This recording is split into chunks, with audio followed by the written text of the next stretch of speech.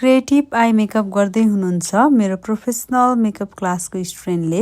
उहाँले डिटेलिङ ब्रसबाट चाहिँ फर्स्टमा सेप लिनुभयो र स्मच ब्रसले चाहिँ उहाँले स्मच गरिदिनु भएको छ र मजाले सेप दिएर डिटेलिङ पछि चाहिँ उहाँले कट गर्न ट्राई गरिराख्नु भएको छ।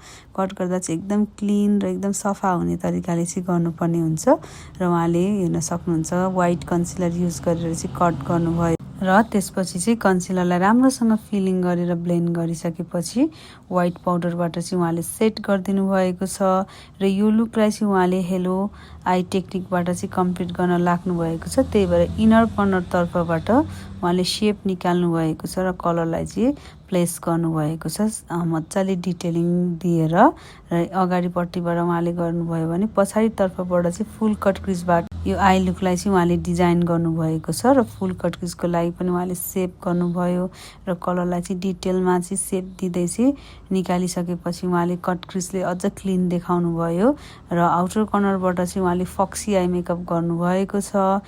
योभन्दा अगाडि मैले उहाँलाई half cut crease, hello cut crease, foxy eye, full cut crease कस्तो हुन्छ भनेर सिंगल तरिकाले सिकाइसकेको छु र त्यो सिकेको कुरालाई चाहिँ उहाँले आज क्रिएटिभ आई मेकअपमा चाहिँ सँगै समेटेर गर्नुभएको छ।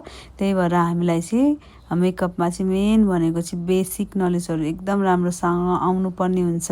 बेसिक नलेजमा पनि आई मेकअपमा चाहिँ स्मोकी आई मेकअप भनेको के हो, हाफ कट क्रिज भनेको के हो, हेलो आइज हामीले कस्तो तरिकाले गर्न सक्छौँ, फुल कट क्रिज कस्तो तरिकाले गर्न सक्छौँ र फक्सी आई मेकअप कस्तो तरिकाले गर्न सक्छौँ भन्ने तरिकालाई चाहिँ सफ्ट र कट क्रिज वेमा सिकिसकेपछि चाहिँ हामीले जस्तो सुकै आई मेकअपलाई पनि मजाले चाहिँ गर्न सक्छौँ।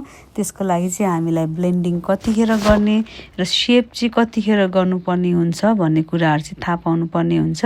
ब्लेन्डिङै मात्र गरेर पनि हामीले डिफ्रेन्ट आई लुक क्रिएट गर्न सक्दैनौँ। आई मेकअप गर्दाखेरि ब्लेन्डिङ पनि चाहिन्छ भने सेपमा पनि धेरै रोल हुन्छ, डिटेलिङको पनि धेरै रोल हुन्छ भन्ने कुरा चाहिँ मैले उहाँहरूलाई बताएको हुन्छु भने त्यही कुरालाई चाहिँ उहाँहरूले प्र्याक्टिसमा यसरी उतारिराख्नु भएको छ। यो चाहिँ फाइनल रिजल्ट।